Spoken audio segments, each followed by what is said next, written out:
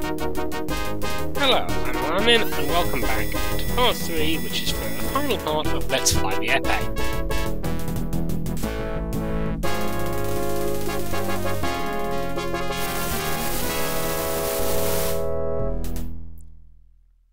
This, despite the launch animation, is a solo mission.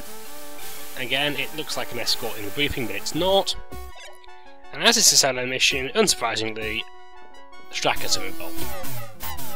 Little fun thing you can see here about the Strakha, you might have been able to see, they definitely able to see it the next time one of these guys cloaks. If you have a target locked in the Epee, the ITTS doesn't go away as soon as the image goes, it hangs around a bit, the computer will predict a bit longer. Which is, useful. It's one of the reasons I prefer the Epee over the floating stealth fighters. The other ones are firepower and turning radius. It's just because you can spin the fighter faster, and when you get there, if you only... The must have fires faster than the particle cannon, so for a long period of time you've got about the same amount of damage, but the Epee will get 2 shots, will do more damage, and 2 shots is where you get against the stealth. Anyway, now we have sort of the most frightening 45 seconds of Epee flying, I think. All the good, all the bad. Here they are. I'm not going to say anything more.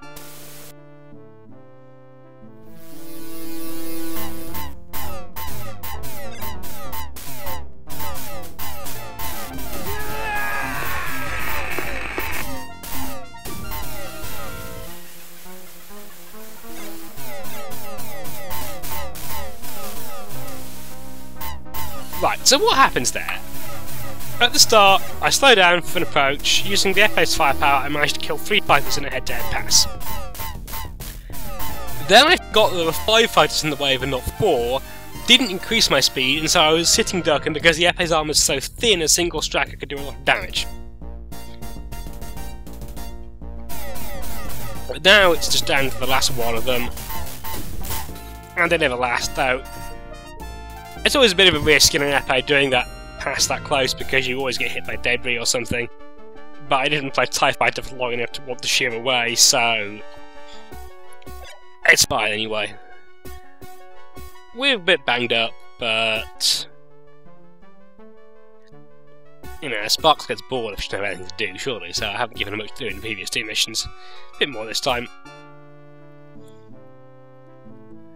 And as we all know, having seen Avanton's video of it, we're now about to explain why, or at least why, if you're Origin writer who has his cutscenes slightly out of order. I think that this must have been intended to have the Strakhas on the way back, or something, because obviously Flight Recorder should have recorded the stealths already. It doesn't matter that you shut it down now, which will derail the plot. Glad to see you, sir.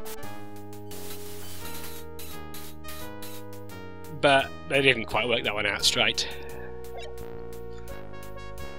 Of course, you can't have the stealth in the freighter because then the freighter would have been able to back our story up on the stealths.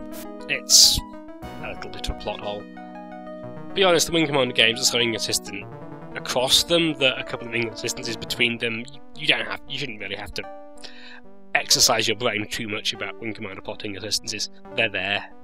Just relax. And so that's the Epee. I hope that I've shown that it's not a complete death trap. So, farewell.